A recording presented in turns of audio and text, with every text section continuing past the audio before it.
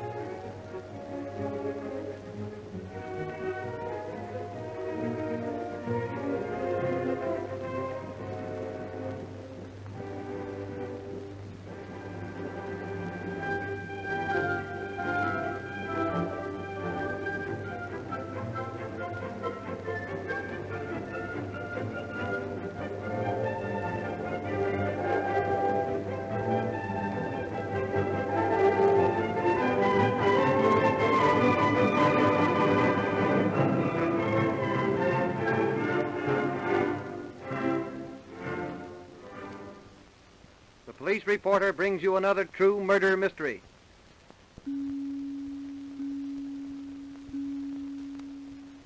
On February 3rd, 1929, the city of Dusseldorf in Germany was shocked to read in the daily papers of the murder of an old woman. She was walking down a dark street late at night when a man leapt out of the shadows and stabbed her 6 times, then ran off into the night. This was the start of a reign of terror which was to grip this sober, industrious city for over 6 months. Just 1 week after this first murder, a man walked into the office of the police commissioner, February 10th, 1929. Come in. Are you Herr Momberg, the police commissioner? Yes, I am. What is it? I'm the man who found little Rosa Orlinger this morning. You mean that 8-year-old child who's been stabbed to death? Yes, Herr Momberg. Sit down and tell me about it. Well, I was on my way to work 2 hours ago when I found the child's body. I took one look and ran to the police. You know, Herr Momberg, this is the funny country you come from. May 12, 1929. Extra, read about it. Young couple attacked by vampire fiends. Read about it. Young couple attacked. Extra, read about it.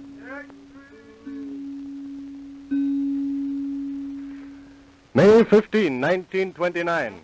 Calling all cars, calling all cars. The body of Emma Gross was discovered this morning in her room in Kranenplatz. She had been stabbed 18 times. Her assailant is unknown, is believed to be the same one who has been perpetrating similar crimes. Calling all cars, calling all cars.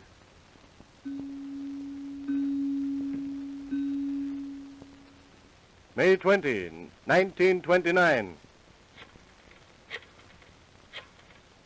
Hello, give me the city room, quick. Hello, city room, get out an extra. The vampire fiend has struck again.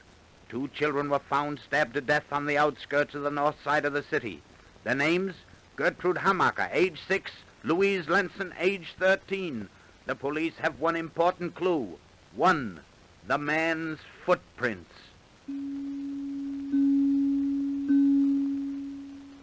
June 10, 1929. A 5-year-old youngster and 20-year-old Maria Hahn disappeared while visiting the city zoo. 2 days later, Commissioner Momberg's office received a letter. You really think this so-called vampire fiend sent this letter? Well, to tell you the truth, Commissioner, I don't. Read that part to me again. All right. If you don't think I killed Gertrude Alberman and Maria Hahn, look at this map and go to the spots marked. You'll find the bodies. Let me see. He's marked 2 places in the empty fields east of the city. Send some men out with shovels immediately. We've got to do something. It's imperative. You extra. Police find bodies of 2 missing girls. You extra, read about it. Extra, read about it. In spite of every precaution the police could take, these attacks continued. Murder followed murder and attack followed attack. About 6 months later, a young girl of about 20 was ushered into Momberg's office. Herr Momberg, this is the young lady you sent for. Your name is Maria Butlis? Yes, sir. Sit down. You wrote this letter? Let me see. Yes, sir. I wrote it to some friends of mine. How did you come to get it? It was wrongly addressed, and the dead letter office turned it over to us. In this letter, you say a man attempted to choke you in one of the city parks. Is that true? Yes, sir. I'd come to the city late in the afternoon and was on my way to the YWCA to get a room for the night. While walking through the Hofgarten, a man accosted me. Oh, I was terribly frightened, and then an older man came along and drove the first man away. He was very nice to me and suggested that he walk with me to show me the way. You went with this man? Yes, sir. But instead of taking me to the YWCA, he took me to his own house and told me that his landlady would give me a room. But when I saw the house, I refused to go in. I see. He then said it was quite a walk, but if I insisted on going to the YWCA, why, he'd take me there. When we came to the Gastonberg Park, he tried to choke me. I screamed, and he ran away. Would you recognize this man if you saw him again? Oh, yes, sir. He was slim, of medium height, wore a blue suit, and had blonde hair. His eyes were blue, and his face was rather full. Do you think you could find this house where he took you? Yes, sir. It was in Lampa Street. Well, we are going to try to find that house now. Oh, please, Herr Commissioner, if this has to be done, I'd rather go alone. Alone? Why? Well, if you came with me, it would only confuse me. Well, can I trust you to come back? Of course you can, sir. This must be important for you to want the information. It is important. Oh, well, have it your own way. But as soon as you find the house, you come to me at once. Yes, sir. If you wait for me here, I don't think I'll be very long.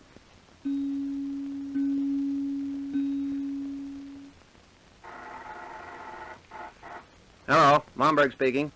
Is that girl Maria Butlis come back yet? She's what? Just a minute.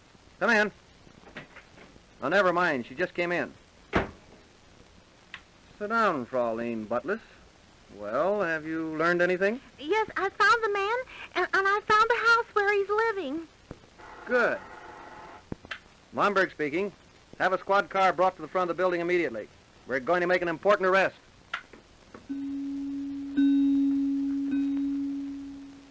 But Herr Momberg was in for another disappointment. The flat in Lampa Street was empty. 2 pieces of evidence were discovered, an old pair of shoes and a dark suit. The police soon found that it was these shoes which had made the footprints near the bodies of Gertrude Hammaker and Louise Lenzen. However, the suspect's wife was found working in the restaurant. She was brought to Commissioner Momberg's office for questioning. Frau Curtin, we want you to prepare yourself for a shock. What is it, Herr Momberg? We have enough evidence to charge your husband with all the atrocious murders which have taken place during the past summer. You mean my husband is the man the newspapers call the vampire fiend? Yes. Oh, that's not true. My husband is a kind, gentle man. He wouldn't kill anyone. I appreciate your position, but we have absolute proof. Your husband is the man. How did you find out? Then you do know? Yes. He told me an hour ago. He came to the restaurant and said he'd seen the police go into the house where we used to live. Oh, he's a good man, Herr Commissioner. He must have been insane to do such terrible things. Do you know where he is now? No. He has a furnished room somewhere, but I don't know where it is. He's gone into hiding. Is there any way that you can communicate with him? Oh, must I tell? It's your duty. But what of my duty to him? I'm his wife. Think of the position you placed me in. I'm sorry, Frau Curtin. All I can think of are your husband's many victims and their grieving families. I can only think of the safety of the people of Dusseldorf. Oh, I can't betray him. I can't. You must. Don't you realize that these murders will continue if you don't? Can't you see your own responsibility? How will you feel when you pick up your paper and read that someone has been ruthlessly murdered in the streets and know that you could have prevented it? If you don't tell me, Frau Curtin, you'll be as responsible for any further deaths as if you yourself had struck down the victims. No, not that. Yes, Frau Curtin. From now on, you'll be as guilty as your husband. All right. I'll tell you. I'll tell. I'm to meet him this afternoon at Rokas Platz. I myself will accompany you there. If he sees me with you, he won't come. I'll remain in the background. You'll have to give me a signal of some sort, though. What'll it be? Well, when I see my husband, I'll go to him and kiss him. That will be the signal.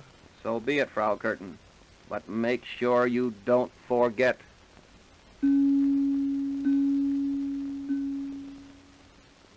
That afternoon, Commissioner Momberg and his men were spread in a cordon around Rochersplatz. In front of the impressive church which faces the historic old square, Mrs. Curtin met her husband. Oh, Peter. You came after all. Oh, I couldn't stay away. Even now when you know the truth, why don't you give me up to the police and collect the reward? Oh, how can you say that? I must go away and never see you again. Then kiss me. What? Here on the street? Why not if I'm never to see you again? Well, it will attract attention. Just as you say, then.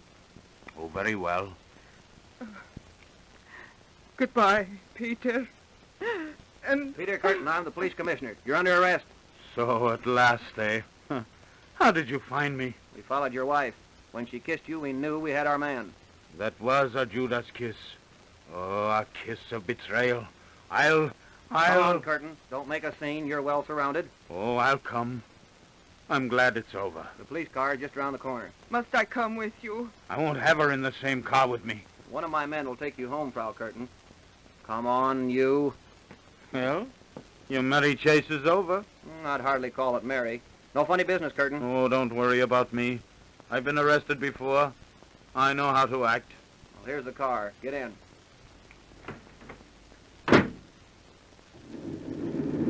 So you've been arrested before, Curtin? Yes, but not in such style as this. When I was a boy of 12, I was marched through the streets handcuffed. I swore then I'd someday have my revenge for that humiliation. Well, I've had it. You don't deny your guilt? Why should I? I'm proud of it. Ever since I was arrested before with that jeering, scoffing crowd at my heels, I've hated people. I've longed to dynamite buildings and trains and kill a lot of people at once. I couldn't do that, so I killed them one and two at a time.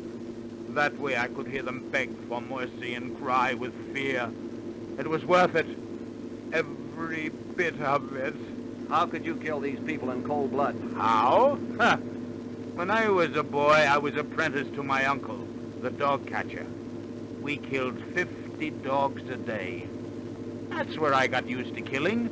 People are no different from dogs. And what will you say, Peter Curtin, when the state kills you? What can I say? I'll put my head on the block and hope the knife doesn't hurt too much.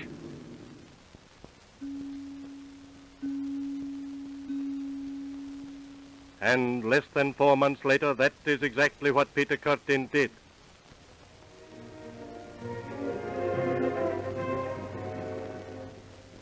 You've just been listening to another true murder mystery brought to you by the Police Reporter. This is a radio release production.